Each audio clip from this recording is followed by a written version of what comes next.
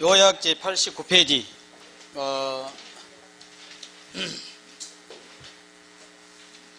양도소득세 계산의 특례입니다. 특례, 특별히 예외적으로 적용된다.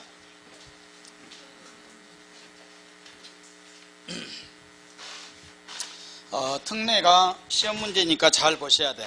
올해 시험 문제 나온다 이렇게 보고, 첫 번째 배우자 직계 존비속 간에 증여를 했을 때, 특수관계자 간에 배우자 직계 존비속을 제외한 특수관계자 증여를 했을 때죠.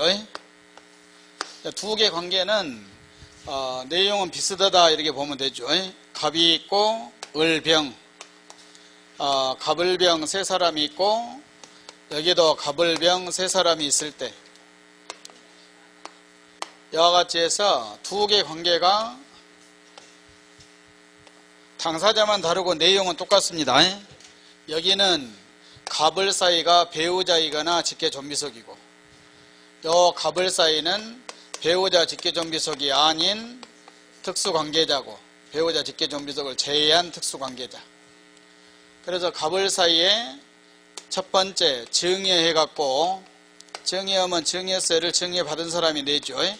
증여세가 되고, 증여받은 을이 그 부동산을 5년 내로 팔았다. 5년 내입니다. 이런 거고, 여기도 똑같이 갑이 을에게 증여해서 을이 증여세를 내고, 그리고 을이 병에게 5년 내로 팔았다. 여기도 5년 내죠. 증여해서 5년 내로 팔았다 똑같아. 그랬을 때 그 결과가 당사자가 배우자 직계 존비속 간에 했고 배우자 직계 존비속이 아닌 관계죠. 차이는 여러분들 가족 전체 자기를 기준으로 가족 중에서 가장 가까운 사람이 1번이 누굽니까?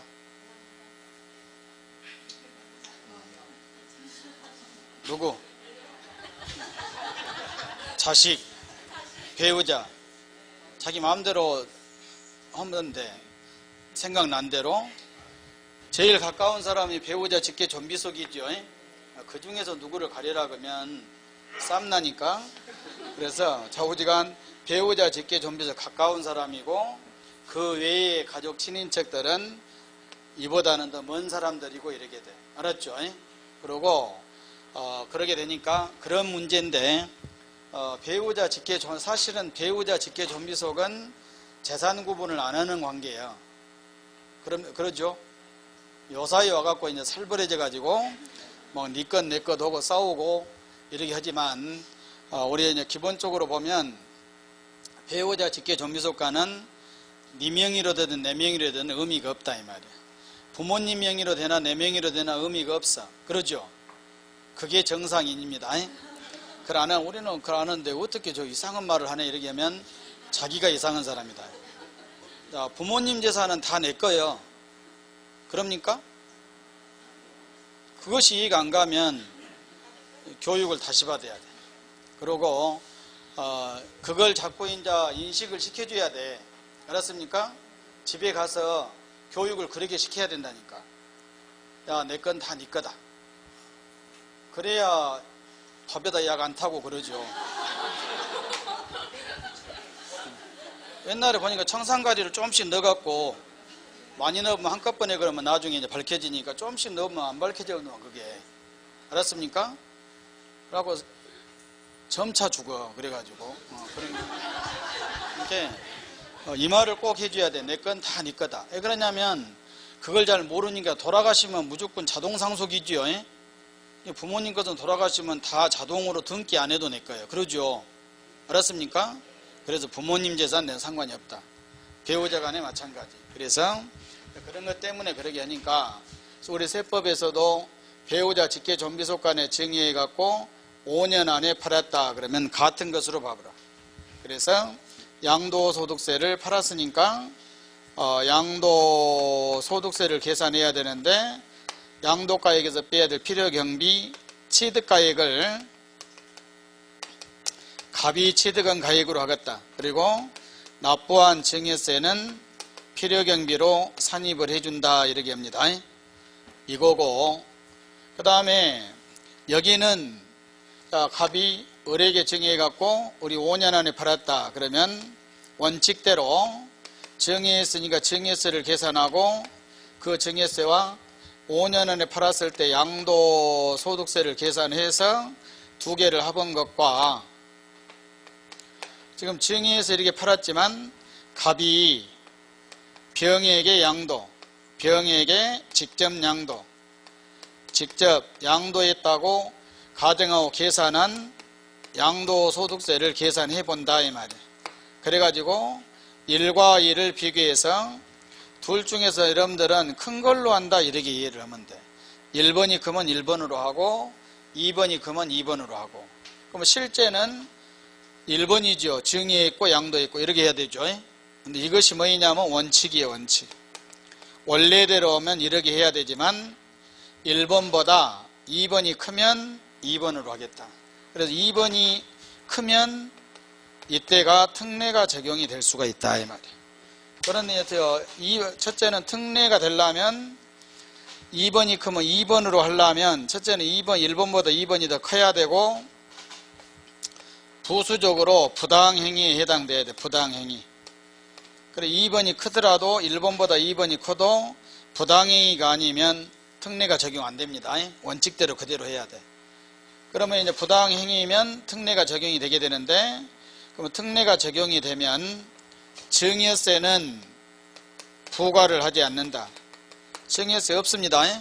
증여는 증여를 안 보니까 이렇게 봐야 되니까 이런 내용이야. 그러니까 배우자 직계 증여가 5년 안에 팔아 이런 일이 생기면 양도 계산의 취득가액을 갑이 취득가액을 하고 증여세를 필요기면 산입한다 그랬죠. 여기 보면은 이걸 이해를 하면 돼. 갑이 취득해 갖고 1억에 사갖고 그 부동산이 갑이 을에게 증여를 해서 5억일 때 증여를 했다. 그래가지고 그것을 을이 병에게 팔았다. 6억에 팔았다. 갑이 언제 샀냐? 1990년도에 샀다. 갑이 을에게 증여를 했는데 증여가 언제 증여를 했냐? 2015년도에 증여를 했다. 팔았다. 언제 팔았냐? 2017년도에 오늘 팔았다. 양도 1이죠. 그러면 증여 2015년 증여해갖고 팔았으니까 5년 못 됐죠? 그러면 저기에 해당되는 거예요. 이럴 때 갑과 을이 배우자 직계 존비속 왼쪽이면 취득가액을 어떤 금액으로 한다? 갑이 취득은 금액으로 하니까 1억으로 하겠다. 1억에 보겠다 이 말이야 지금. 그럼 양도가액 6억, 취득가액 1억이니까 5억에 대한 세금 내야 되죠. 특례가 아니고 원칙대로 하면은 이날이 증여받은 날이 취득일이니까 5억에 증여받았으니까 6억이고 취득가액 5억으로 해야 맞아. 원칙은. 근데 원칙대로 안 오고 예외적으로 적용을 하겠다 이 말이에요. 알았죠? 이럴 줄 알고 5억에 증여해갖고 딱 팔았다. 양도세 1억이 계산 안 해. 이와 같이 한다 이 말입니다. 그래서 저기에 나와 있는 왼쪽 배우자 직계 존비 증여했을 때 하고 다만 이제 취득가액이 1억으로 한 대신에 증여세 납부한 것 있으면 필요경비로 인정을 해주겠다 이런 것이고 여기도 마찬가지 1번이 크면 큰 그대로 해서 원칙대로 특례가 아니고 원칙대로 하고 1번보다 2번이 크면 부당행위인가 아닌가 확인해 갖고 부당행위이면 특례가 적용이 되고 특례가 적용이 되면 갑이 병에게 판 것으로 세금을 계산했으니까 여기도 이렇게 있죠 지금. 그러니까 증여세는 부과를 그 대신에 안 하겠다 이런 내용입니다. 여기에 과정에서 시험 문제에서는 요놈을 갖고 내용을 물어보는 문제예요. 그래서 특례가 어려운 건데 실질적으로 그렇게 어렵지 않습니다. 자, 요약집을 보게 되면은 90페이지 요약집 90페이지를 찾으시고 여러분들은 못 보냐면 90페이지 위에 박스 나와 있죠. 비기온 걸 잘 받으셔야 돼. 첫 번째 칸 증여자와 수중자의 관계 왼쪽은 배우자 직계죠. 오른쪽은 제외죠. 그 다음에 세 번째 납세 의무자죠. 거기가 양도소득세 납세 의무자입니다. 자, 그러면 여기 보면 여기는 양도소득세 납세 의무자가 누굽니까? 을이에요. 을. 을이 누구냐면 갑을 사이가 정예자 수중자지요. 수중자. 을이 정예 받은 사람 을이 납세 의무자. 여기는 누가 납세 의무자냐? 그럼 특례가 적용이 되면 갑이 병에게 판 것으로 하니까 갑이 납세 의무자가 된다. 틀립니다. 여기는 을이 납세 의무자고 여기는 갑이 누굽니까? 정예자예요. 정예자. 여기는 수중자, 여기는 정예자. 거기다가 을이라고 써놓고 여기다 갑이라고 써놓으면 이해하기가 쉬워. 했죠? 그리고 정예세의 처리 그랬죠? 왼쪽은 필요경비를 인정해주고 오른쪽은 정예세 부과 안 한다고 했죠? 그리고 연대납세 의무를 잘 봐야 돼. 왼쪽은 연대납세 의무가 없고 오른쪽은 갑과 을이 연대납세 의무를 져야 되고 있다.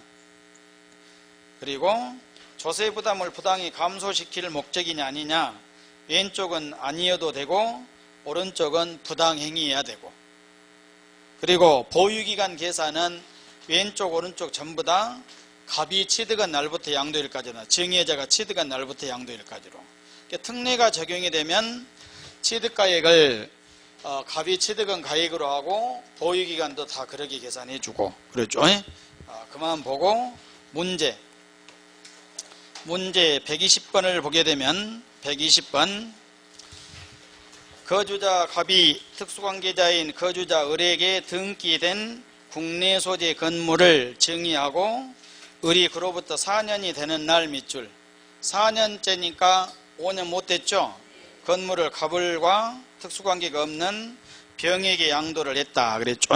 1번 을이 갑의 배우자인 경우 밑줄, 배우자죠. 그러니까 저기 왼쪽으로 이제 1번, 2번으로 보면 1번으로 적용을 해야 된다 이 말이에요. 배우자인 경우는 을의 양도차익 계산 시 취득가액은 갑이 취득한 가액으로 한다 맞죠?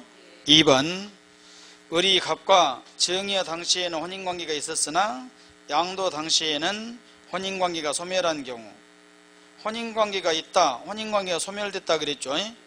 혼인관계가 있다, 있었다 이 말은 배우자 관계다 이 말이에요. 혼인관계가 소멸됐다, 이제 배우자와 관계가 아니다. 왜 아니겠습니까? 이혼했거나, 혼인관계가 소멸은 두 가지입니다. 이혼을 했거나 사망을 했거나. 그러면 사망에 불면 혼인관계가 소멸되지요. 그러고 사망이 아니면 이혼을 했거나. 그래서 여기는 아무 말이 안 나와 있는데, 아무 말이 안 나와 시험 문제는 나와야 돼. 사망으로 혼인관계가 소멸됐냐, 그렇지 않았냐. 아무 말이 없으면 사망이 아닌 것으로 봐야 된다. 이혼한 경우로 봐야 돼. 이혼은 자기들이 알아서 했죠. 스스로. 사망은 스스로 못 오지요. 어쩔 수 없이 한 거고. 그래서 이혼을 한 경우는 특례가 적용이 돼. 특례가 적용되면 유리합니까? 불리합니까? 야, 저기 팔았을 때 양도소득세 계산에 특례가 적용되면 유리, 불리. 불리. 그래라고 그걸 알아라고 이렇게 세금이 많다니까. 특례가 아니면 여러 개 해야 되는데, 다시 특례가 적용되면 유리하다 불리하다? 불리. 세금이 많다 적다? 많다. 그러니까 이혼하면은 세금이 많은 쪽으로 적용한다. 특례가 적용이 돼. 이혼하면. 근데 돌아가셔가고 사망으로 혼인과 소멸되면 어쩔 수 없죠. 특례가 적용이 안 돼. 알았죠? 그래서 그렇게 이해를 하고, 여기는 아무 말이 없으니까 이혼으로 보고 적용됩니다. 을의 양도 계산 시 취득가액은 갑이 취득한 가액으로 한다 맞죠? 특례가 적용이 되니까. 사망으로 했다 그러면은 2번이 틀려. 그 다음에 3번 을이 갑의 배우자인 경우 배우자의 또 밑줄. 이자 1번으로 적용해야 되죠? 장기보유 특별공제 적용할 때 보유기간은 갑이 취득한 날부터 기산한다 맞죠? 갑이 취득한 날부터 양도일까지로 보유 계산해야 된다 맞고. 4번에 을이 갑의 배우자 및 직계존비속 외 밑줄 외. 아니다 그러니까 2번이죠. 을의 증여세와 양도소득세를 합한 세액이 갑이 병에게 직접 양도한 것으로 계산한 양도소득세보다 크다겠죠. 그러면 끊어서 1번이 큽니까? 2번이 큽니까? 국어가 또 안되면 증여세와 합한 것이 직접 양도소득세보다 크다겠죠. 1번이 크다 그렇게 돼 있죠. 그러니까 부등호를 빨리 만들어야 돼. 그러면 1번이 크면 원칙이지요. 그러니까 특례가 적용되면 안 된다. 그래서 갑이 병에게 직접 양도한 것으로 보지 아니한다. 그러니까 맞는 거예요. 갑이 병에게 직접 양도한 것으로 본다 그러면 틀리고 특례가 적용이 안 돼야 되니까. 알았죠? 5번 을이 갑의 배우자인 경우, 또 배우자니까 또 1번으로 오고, 갑과 을이 연대납세의무를 진다? 아니다. 1번은 연대납세의무 없다겠죠? 이렇게 생각하면 돼요. 1번은 을이 납세의무자니까 을이 판 사람이죠. 연대납세의무 있을 필요가 없고, 여기는 을이 팔았지만 갑이 납세의무자니까 갑과 을이 연대납세의무를 져야 된다. 알았죠? 그런 내용입니다. 그래서 120판처럼 시험 문제 나와. 이런 식으로. 그러니까 절대 어렵지 않으니까 배우자, 직계, 좀비 속 두 가지를 칠판 나오는 것처럼 저걸 생각하면서 문제를 풀어주시면 돼. 알았죠? 120번 갖고 연습을 합니다. 121번 한 문제 더 보고, 똑같은 문제 1번 을이 갑의 배우자인 경우 밑줄, 배우자니까 왼쪽이죠? 을의 양 계산 시 취득가액은 갑이 취득한 가액으로 한다. 맞죠? 을이 납부한 증여세는 필요경비로 산입. 맞죠? 2번 을이 갑과 증여 당시에는 혼인관계가 있었으나 양도 당시에는 사망으로 혼인관계가 소멸되면 특례 적용된다 안 된다? 안 된다. 이렇게 알아야 돼. 양도차익 계산 시 취득가액은 을이 토지를 증여 당시 가액으로 한다. 맞죠? 특례가 적용이 안 되니까 갑이 취득한 가액이 아니라 증여 받은 가액으로 합니다. 3번 을이 갑의 자녀인 경우, 자녀면 직계 좀비속이죠. 토지의 양도차익 계산할 때 사업 인정 고시일로부터 소급하여 2년 이전에 증여받은 경우로 법이지요. 법에 따라 협의 매수 수용된 경우에는 양도가액에서 공제할 취득가액은 을의 토지를 증여로 취득한 당시 가액으로 한다. 그래서 법에 의해서 수용되면 자발적으로 팔았습니까? 어쩔 수 없습니까? 어쩔 수 없죠. 그러니까 뭔 말이냐면 5년 내로 팔았더라도 팔고 싶어서 판 것이 아니니까 특례가 적용이 안 돼. 그러게 이해를 해야 된다. 알았죠? 그러니까 내가 팔라고도 안 놓고 나는 5년 지나고 지금 팔라고 하고 있는데 5년 안에 팔면 특례가 적용이 되니까. 근데 수용돼서 강제적으로. 어쩔 수 없죠? 그럼 특례 적용하면 안 된다 이 말이에요. 알았습니까? 그래서 법이 상당히 합리적으로 만들어진 거예요. 세금을 많이 내긴 하지만 그렇죠? 그래서 거기에 나와 있는 3번 맞고, 4번 을이 갑의 배우자인 경우 배우자의 밑줄, 장기부의 특별공개 계산할 때는 갑이 취득한 날부터 맞죠? 5번 을이 갑의 배우자 직계 외의 밑줄, 그러면 증여세와 합한 것이 갑이 병에게 양도한 것 계산은 양도소득세보다 적을 때는 1번이 적죠. 2번이 크고 특례 적용될 수 있죠. 갑이 병에게 직접 양도한 것으로 보지 않는다. 그러니까 틀려. 볼 수 있지요. 그래서 본다 그래도 안 돼. 알았습니까? 볼 수 있다 그러게 되든가. 왜 본다 그러면 안 되냐면 2번이 크다고 무조건 특례가 아니라겠죠. 부수적으로 부당행위가 더 되어야 돼. 2번이 크더라도 부당행위가 아니면 특례가 적용이 안 되니까. 이해 갑니까? 그렇게 이해만 하고 시험 문제는 그런 애매한 것 때문에 그걸 피해서 문제를 낸다 이 말이에요. 그러니까 아마 아예 5번을 틀려버려 그냥 피해서. 알았습니까? 맞게 쓰기가 어려우니까. 뭔 말이냐면 1번보다 2번이 크면 크고 부당행위에 해당되면 특례가 적용이 되는데 맞으려면 그렇게 써야 돼. 이것까지 써줘야 돼. 다 쓰려면 지문이 너무 길으니까 틀려본다고 그냥 자폭해버려. 자폭. 틀려면 어떻게 해도 상관없죠. 틀려면 마음대로 지문 써버려도 틀려 그냥. 이해 갑니까? 문제를 낸 사람들이 그러게 내. 이해 가지요? 뭔 말인지 모르겠으면 5번 틀렸다. 뭐 때문에 틀렸냐면 2번이 크면 특례가 적용될 수도 있는데 이러기 원칙대로 한다고 했으니까 틀렸다 이 말이에요. 알았죠? 그래서 거기까지 특례 2개 올해 시험 문제 나옵니다. 지금 한 3년 동안 안 나온 거예요.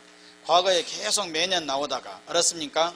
그래서 그렇게 알고 뒤로 넘겨서 올해는 지문이 좀 긴 것이 나올 수 있다 이렇게도 생각을 해야 돼.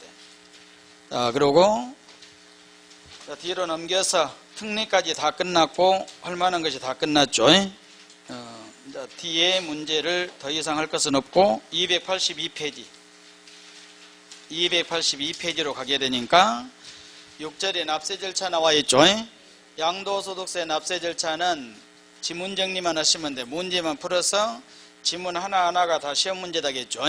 그래서 133번에 보면 틀린 거 찾아봐라. 1번 양도차손이 발생하거나 양도차손이 없는 경우에도 예정신고는 해야 된다. 맞죠? 그래서 이익이 없어도 예정신고는 해야 됩니다.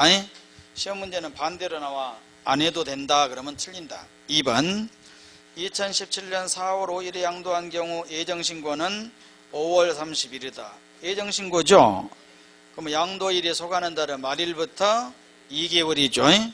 양도일이 4월 5일이니까 4월 5일이 속하는 달은 말일 4월 30일부터 2개월이니까 5월 6월 30일이죠. 틀렸다 이 말. 예정신고 납부 기한을 알아야 돼.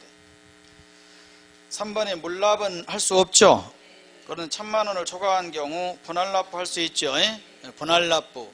양도소득세는 2개월 냅니다. 1000만원 초과할 때. 그래서 분할납부 또 분할납부 보면 분할납부는 물납은 재산세만 할 수 있다겠죠.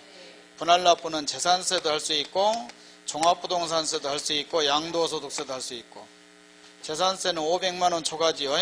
500만원 초과 1000만원 초과. 재산세는 45일 내고 2개월 내고 2개월 내지요.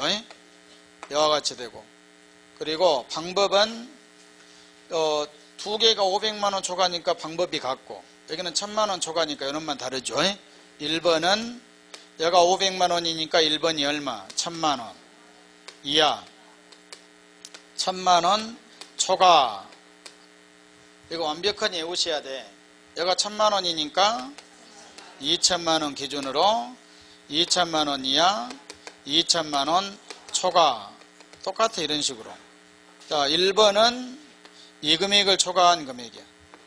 500만원 초과 금액이죠. 여기는 1000만원 초과 금액입니다. 초과한 금액이다. 여기도 1000만원 초과 금액을 나누어 내고 2번은 전부 다 50% 이하 쓰면 되죠. 50% 이하를 나누어 낸다. 여기도 50% 이하를 나누어 낸다. 분할 납부죠. 물납은 할 수 없으니까. 그리고 4번 거주자 납세지. 납세지는 지방세는 부동산 물건 소재지, 국세는 주소지입니다. 그래서 주소지 관할 세무서 맞죠? 주소지가 없으면 거소지다. 5번 예정신고를 한 자는 확정신고 안 해도 되지요. 예정신고 나중에 확정신고니까 예정신고를 했으면 확정신고를 안 해도 된다. 다만 해당 과세기간의 누진세율 적용대상 자산에 대한 예정신고를 2회 이상 한 자가 이미 신고한 소득금액과 합산하여 신고하지 아니한 경우에는 확정신고를 해야 된다. 뭔 말이냐면 예정신고 했으면 확정신고 안 해도 되죠. 근데 예정신고 했는데 그 이후로 세액의 변동이 있으면 확정신고 때 해줘야 돼.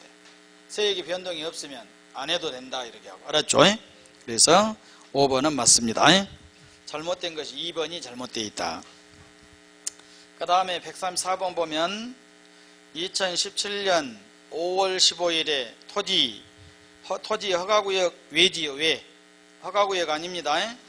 외의 존재 가로 양도했다. 납부할 양도소득세는 1500만원이다.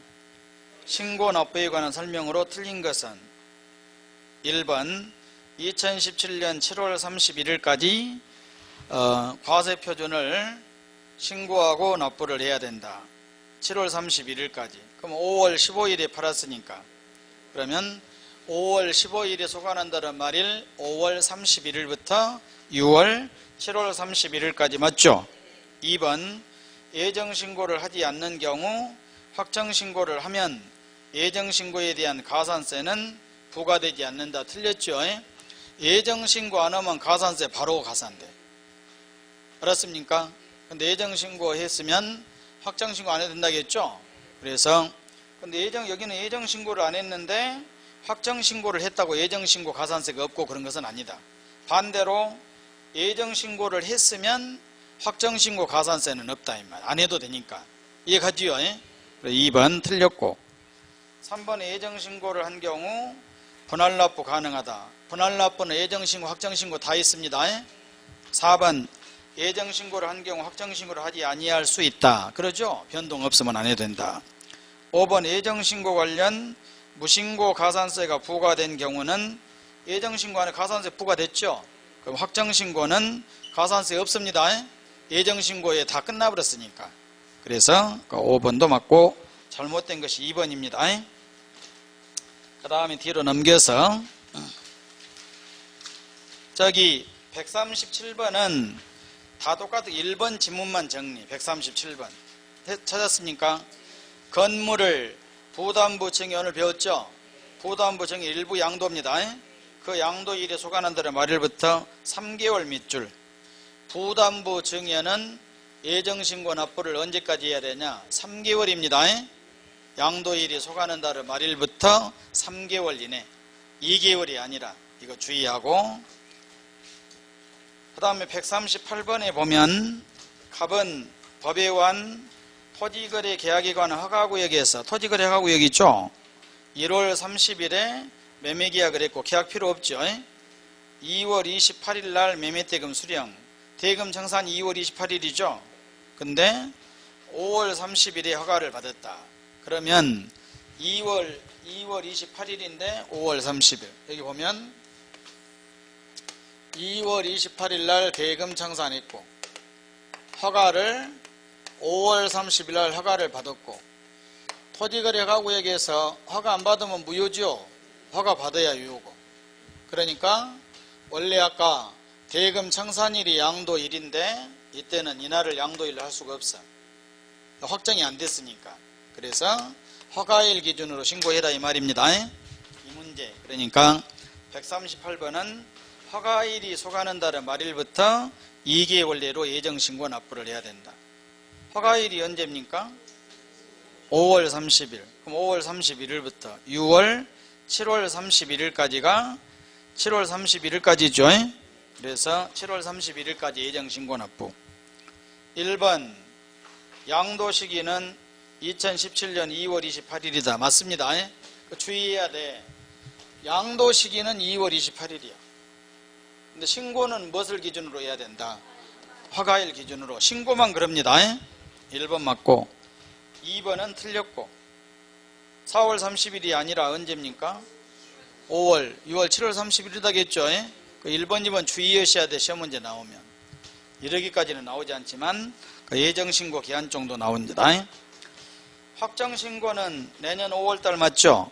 확정신고는 항상 다음 연도 5월달에 확정신고. 4번 갑의 양도 납세지는 양도자의 주소지 관할 세무서 맞습니다. 국세, 양도자, 주소지. 예정신고 불이행 시 가산세가 부과된다. 예정신고 가산세 있죠? 그래서 그런 정도. 뒤로 넘겨서 140번. 그거 잘 보고 분할납부에 대한 이것 갖고 연습용으로 쓰는 거예요. 시험 문제 이렇게 복잡하게 나오지 않아. 자, 양도소득세 확정신고 시 결정세액이 4천만 원이다. 결정은 총세액입니다. 4천만 원이고 해당 연도 예정신고 납부세액이 1200만 원. 예정신고 1200만 원 했죠. 확정신고 및 예정신고 시 분할납부할 수 있는 최대 가능액 및 분할납부 기한으로 맞는 것은 그럼 예정신고부터 그거 확정신고가 먼저 나와 있죠. 그러면 확정신고는 확정신고 해야 될 세액이 얼마입니까? 기분 난 대로 하지 말고 또 확정신고는 총세액이 4천만 원에서 예정신고를 먼저 얼마 했습니까? 1200만 원 했으니까 2800만 원만 내야죠. 예정신고 1200만 원 하고 또 4천만 원 또 내려고 지금 확정신고 얼마? 2800만 원. 알았죠? 외우지 말고 이해를 해야 돼. 예정신고가 먼저고 확정신고가 나중이고 두 개 합해서 얼마? 4천만 원. 그래서 그럼 확정신고 때 납기까지 2개월 내로 내야 되죠. 2,800만 원은 2,800만 원이면 여기 보면 2천만 원 초과예요. 초과니까 50% 이하를 나눠야 된다. 2,800만 원에 50%면 얼마입니까? 1,400만 원. 더 말할 말 없습니까?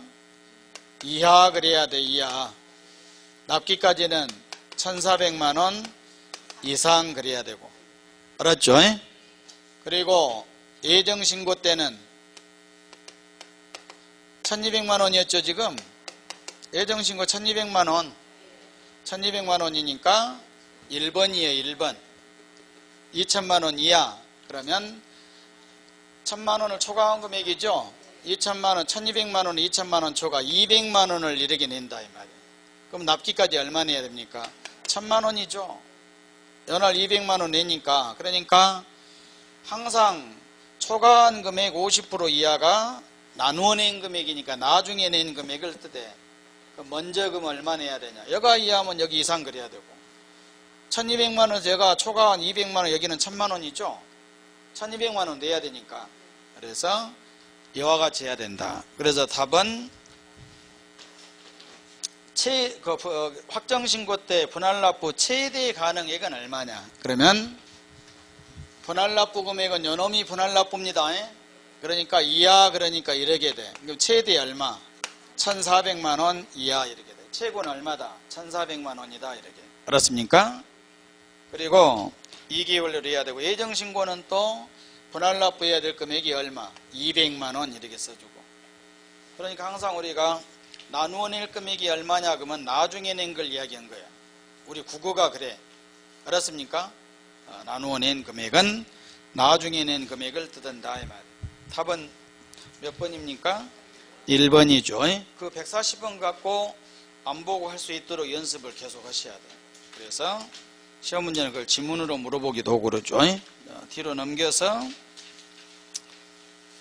저기 7절 290페이지 국외자산의 양도소득세 마지막이죠. 국외자산이 시험 문제 한 문제 정도 꼭 나옵니다. 국외자산은 요약집 95페이지. 국외자산은 몇 가지 할 것 없죠. 95페이지를 보시고 요약집 95페이지를 보면 국외자산은 한 서너 가지만 하면 돼. 1번 납세의무자 꼭 해야 된다. 국외자산은 누가 납세의무자입니까? 5년 이상 거주자지요. 5년 이상 거주자 1번. 2번 애화 환산 꼭 알아야 돼. 외국 부동산이니까 그 나라 화폐로 거래되죠. 되죠. 환산해야 되는데 양도가의 필요 경비를 수령하거나 지출한 날. 양도가액은 수령이고 필요 경비는 뭐입니까? 지출한 날입니다. 그리고 기준환율, 재정환율의 밑줄. 그리고 3번 양도가액, 취득가액은 전부 실거래가입니다. 실거래가로 해야 된다. 4번 외국납부세, 외국에다 양도소득세를 납부했으면 어떻게 하냐? 그러면 첫 번째 세액공제 받을 수도 있고 그것을 필요경비로 산입할 수도 있다. 둘 중에 하나 선택합니다. 그래서 거기까지. 이제 뒤로 넘겨서 5번 국내 자산과 비교예요. 비교. 그래서 시험 문제는 주로 비교에서 나옵니다. 자, 첫째 과세 대상 비교. 1, 2, 3, 4, 5 과세 대상이 아까 그랬죠? 그러게 했는데 뭔만 다르냐? 국내 자산은 등기된 부동산 임차권이고 국외 자산은 그냥 부동산 임차권이고 차이가 뭐입니까? 국내 자산은 등기된 것만, 국외 자산은 다 되니까 표시 안 돼 있죠. 그리고 납세의무자 아까 했죠. 5년 이상 거주자 또 암기하고. 장기보유 특별공제는 국외 자산은 있다 없다? 없다. 결손금 통산도 안 해줍니다. 그리고 양도소득 기본공제에 있다. 세율 잘 보시고 오늘 암기했죠. 국외 자산은 등기 미등기 관계없고 보유기간에 관계없이 무조건 초과 누진세 6%부터 40%까지. 알았습니까? 그래서 그 세율을 잘 보고 연습해야 됩니다. 분납 가능하고 물납은 다 할 수 없는 것이고.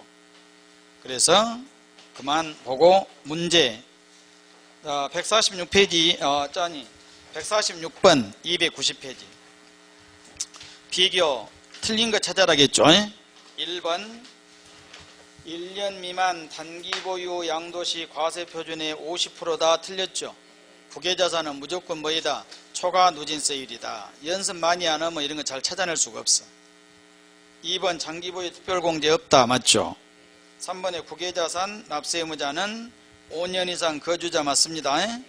4번 국외 자산의 양도에 대해서 납부한 양도소득세는 세액공제로 공제해 준다. 그럴 수 있죠.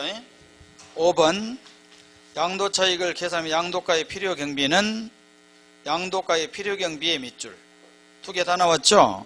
수령하거나 지출한 날 밑줄. 앞에가 두 개 다 나오면 뒤에도 두 개 다 나와야 돼. 그리고 기준환율, 재정환율 밑줄 이걸 꼭 확인합니다. 맞고 147번 한 문제 더 보고 과와 같이 해서 갑이 외국에 소지하는 시가 7억 원 상당의 주택 한 채를 취득하여 보유했다가 양도를 했다. 옳지 않는 것은 1번 갑이 주택의 양도일까지 계속 5년 이상 거소를 둔 거주자인 경우 있다. 맞죠? 2번 양도소득세 양도가의 취득가액은 원칙적으로 해당 자산의 양도 또는 취득 당시 실지거래가액으로 한다겠죠. 맞고 3번의 장기보유 특별공제는 배제, 기본공제는 있다 그랬죠. 당해주택이 양도 당시 갑의 유일한 소유주택이라고 하더라도 일세를 비과세를 없다. 국외자산은 비과세 없습니다. 왜 그러냐면 1세대 1주택 비과세는 국내 거주자만 1세대니까. 그리고 5번 양도일 현재 기준환율 재정환율에 의한다. 틀렸죠? 그래서 그냥 양도일로 양도차익을 환산한다 그러면 안 돼. 양도일이 나오면 뭐가 나와야 됩니까? 양도일 현재가 아니라 양도일이 나오면 수령일 현재 그래야 돼. 알았죠? 양도가액은 수령일 양도일 현재 이렇게 해야 된다. 알았습니까? 그거 5번 그래서 잘못되어 있다. 기준환율 재정환율은 맞죠? 두 개 다 양도일 현재로 한다 이런 건 아니다 이 말이에요. 그래서 틀렸죠? 그 다음에 149번으로 갑니다. 마지막 문제 149번 옳은 것은 양도차익 계산 시 필요경비 애화 환산은 지출일 밑줄 주치를 현재 기준환율 재정환율에 의한다. 앞에 필요경비 밑줄 필요경비니까 지출일 맞죠? 양도가액은 안 나와 있고 그래서 양도가액이 나오면 뭐가 나와야 돼? 수령일이 나와야 되고 필요경비는 지출한 날 지출일입니다. 시험 문제 이렇게 나온 거예요. 우리 시험에 기출문제입니다. 그러니까 양도가액이 나오면 따라서 뭐 나와야 돼? 수령일이 나오고 필요경비만 나오면 지출일 두 개 다 나오면 두 개 다 있어야 되고 그리고 기준환율 재정환율 꼭 확인하고 맞고 1번이 맞죠? 2번 국외자산 납세 의무자는 3년 아니죠? 5년이고 3번 미등기 양도하면 70%입니까? 답이 엄청 여러 개 또 되버려 인장. 미등기 양도하면 70%가 아니라 초과 누진세율이다. 그래서 시험에 나왔는데 답이 여러 개다 해부른다 이 말이에요. 3번도 맞고 4번 장기보유 특별공제는 3년 이상인 경우만 적용된다. 틀렸죠? 없다. 5번 양도가액은 실지거래가액이 있더라도 시가로 한다. 틀렸죠? 실지거래가 있으면 실지거래가로 해야 된다. 그래서 1번을 놓쳐서 3번에다 쓴 사람들이 엄청 많아. 미등기 양도 70% 외워갖고 국내 국외 다 써본다 이 말. 그래서 연습 많이 안 하면 이런 일이 생깁니다. 1번이 정답이고 다 틀리고. 그래서 세법은 오늘로 교재가 전부 끝나죠. 그리고 9월달 10월달은 9월달 10월달에서 4번인데 4번에 이론과 문제에서 동형 모의고사 2번 오고 2주에 걸쳐서 문제 정리하고 그러니까 요 문제집은 9월 달에 다음에 올 때까지만 문제 풀어서 부지런히 연습하고 버리고 오면 돼. 알았죠? 풀 시간이 이제 없으니까. 그러고 9월 달에 새로운 문제가 나올 겁니다. 9월 달부터는 새로 나눠준 문제만 풀면 된다. 알았습니까? 그래서 그러게 하고 오늘 여기까지 하겠습니다. 수고하셨습니다.